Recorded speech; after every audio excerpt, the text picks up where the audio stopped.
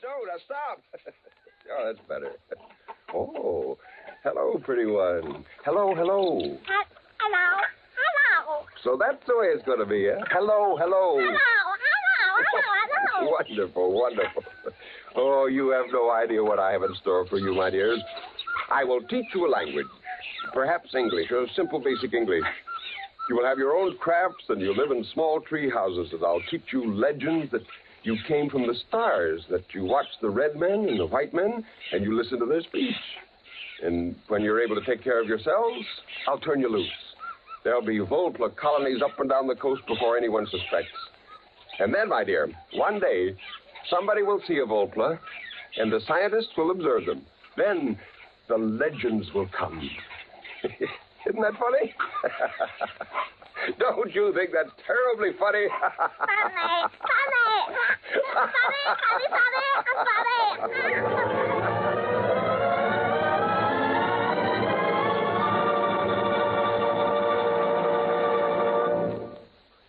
You're listening to Volpla on X-1.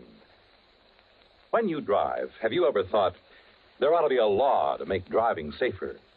Well, there are such laws, but in fatal traffic accidents, about 61% of the drivers were violating at least one of those laws at the time of the accident. Are these drivers maniacs and stupid fools? At times it seems like it, but many of them were average people who just took a chance and lost.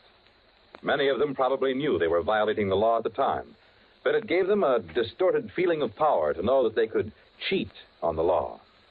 These traffic laws were not enacted to trap you or deprive you of your rights and liberties.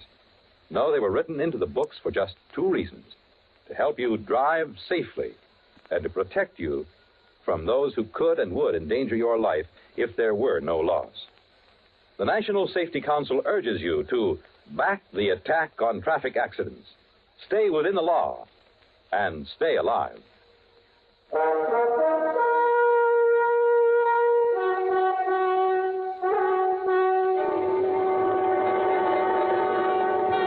Now back to X-1 and Act 2 of Volpla.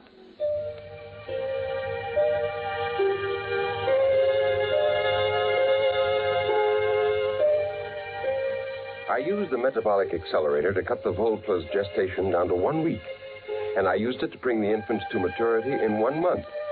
By the next spring, I had a colony of over 100 Volplas, and I shut down the accelerator. From now on, they could have their babies in their own way. I had devised a language for them, and I carefully adulterated it with English, as if they had observed us and learned. My Volplas were amazing. They were bilingual. Jane and Susie went down to Santa Barbara for a week, and I took the opportunity to ship the male and the oldest two females out of the lab.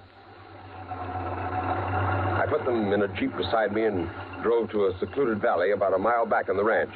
Tree, rock, sky. That's right, Chief. That's the sky. All right, come on now. Everybody out. Run, jump. Jump, run, sky. That's right. Take off. Go ahead.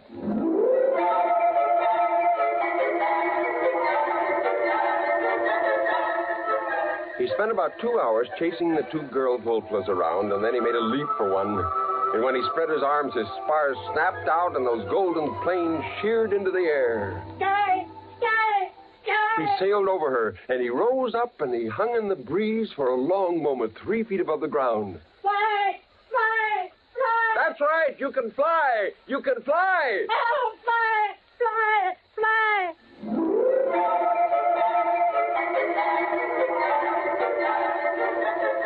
They learned quickly and brilliantly. They were not really flyers. They were gliders and soarers. Before long, they took agilely to the trees and launched themselves in beautiful glides for hundreds of feet, banking and turning and spiraling to a gentle halt. Oh, I laughed out loud with anticipation. Wait until the first pair of these is brought before a sheriff. Wait till the newspaper reporters are routed out into the hills to witness this.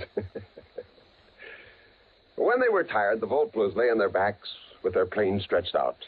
The oldest one came over to me. He squatted, his elbows resting in the ground, his wrist crossed at his chest. Before the red men, we live here? That's right. In places like these, you lived all along these mountains. Now there are very few of you left. Since you've been staying in my place, you've naturally forgotten.